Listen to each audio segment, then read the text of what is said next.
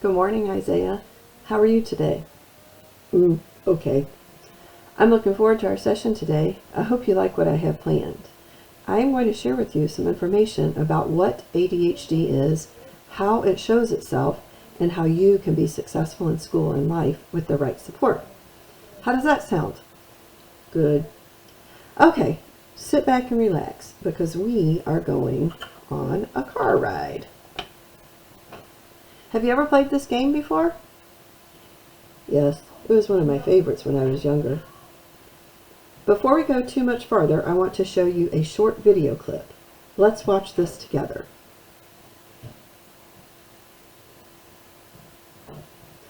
What was one thing Ryan said at the very end that he wants you to remember? He said there's nothing wrong with me. You are right, and so is he. People with ADHD have brains that operate differently, not incorrectly. Going back to our cars now, I'm going to use them to illustrate the intersection model for ADHD. The very center of the intersection represents your prefrontal cortex, or PFC. This area is the front part of your brain which controls thoughts, decisions, and attention, among other functions. This intersection is where the messages, or cars, meet up. They include attention, behavior, judgment, and emotional responses. A person with ADHD will react to whatever is in his focus in the moment. FIM, FEM, that's what I like to call it. Focus in the moment.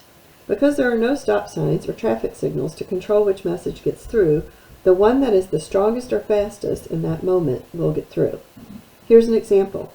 If your teacher begins talking about specific species of dogs, your attention shifts and you begin to start thinking about your sweet dog at home and how much fun it is to play with him.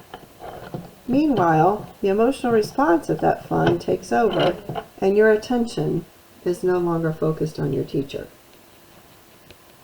Whatever emotion you experience in the moment will take over, whether it's anger,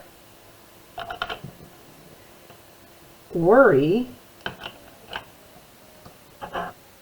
sadness,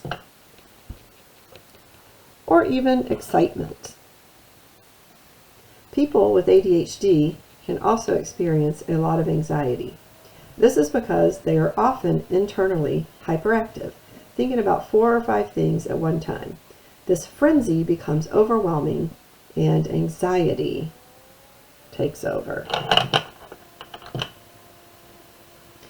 Here you are trying to accomplish a simple task, such as taking out the trash, emptying the dishwasher, or feeding the cats. But your mind begins to think about homework, your upcoming soccer game, or an argument you had with a friend. Those thoughts take over, and now you have a big traffic jam stuck in your head. Now here comes the best news. You can take control of the intersection and regulate the traffic. In your brain, you can find ways to erect stop signs and traffic lights so you can focus on the positive messages or cars to improve your overall functioning. These stop signs or traffic lights are strategies and techniques which we can work on together. They include systems like calendars, rewards for effort,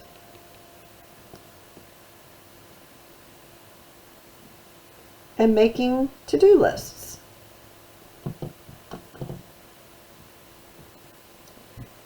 In addition, you can learn self-regulation techniques and note-taking techniques. We'll even learn how to schedule breaks during your study time so you can maintain better focus. Now the cars have signals telling them when to move. The traffic is under control, and everyone can get where they are going. This is just like your brain and how it can work when you learn these techniques. I hope this has helped you better understand your brain and how it works.